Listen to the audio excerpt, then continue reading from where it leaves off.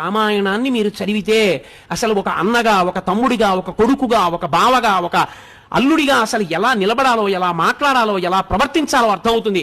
ఈ దేశానికి వచ్చిన పెద్ద దరిద్రం ఎక్కడొచ్చిందంటే రామాయణ భారత భాగవతములు లౌకిక రాజ్యం అన్న పేరుతో చెప్పకూడదన్న మాట పిల్లలకి ఎప్పుడు ప్రారంభమైందో అక్కడ ప్రారంభమైంది పతనం.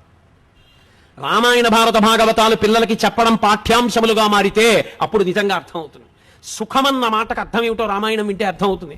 ఒక్క మాట అన్నాడు దశరథుడు, ఒరే నాన్న నేను కైకమ్మకి మాట ఇచ్చానని కదా వెళ్ళిపోతున్నావు, ఒక్క పని చేయరా, నేను కైకమ్మకి మాట ఇచ్చాను, రాజ్యం తీసేసుకోమని అయిపోయిందిగా, నా పని అయిపోయింది, ఒక్క పని చేయి, రాజ్యం క్షత్రియ భోజ్యం, నేను 60,000 సంవత్సరముల వయస్సు పెద్దవాడిని అయిపోయాను, నీ ముందు నిలబడి యుద్ధం చేయలేను, యుద్ధం చేసి బాణాలతో నన్ను కొట్టేసి బంధీకృతుణ్ణి చేసి కారాగారంలో పరేసి రాజ్యం తీసేసుకోరా, నేను కారాగారపు ఊచల్లోంచి నిన్ను చూస్తూ బతికేస్తాను రా, నిన్ను చూడకుండా ఉండలేను రా అన్నాడు. అది తండ్రి అంటే కొడుకు అన్న రామచంద్రమూర్తి అన్నారు, నాన్న తండ్రిని సత్యవాక్య పరిపాలకుణ్ణి చేసి తండ్రిని ఊర్ధ్వలోకముల యందు నిలబెట్టిన వాడు కొడుకు, అంతేగాని రాజ్యం కోసం అలా చేయనా, వద్దు నాన్న ఎన్నాళ్ళు 14 ఏళ్ళు తిరిగి వచ్చేస్తానని వెళ్ళిపోయాడు. అది కొడుకు, అది తండ్రి.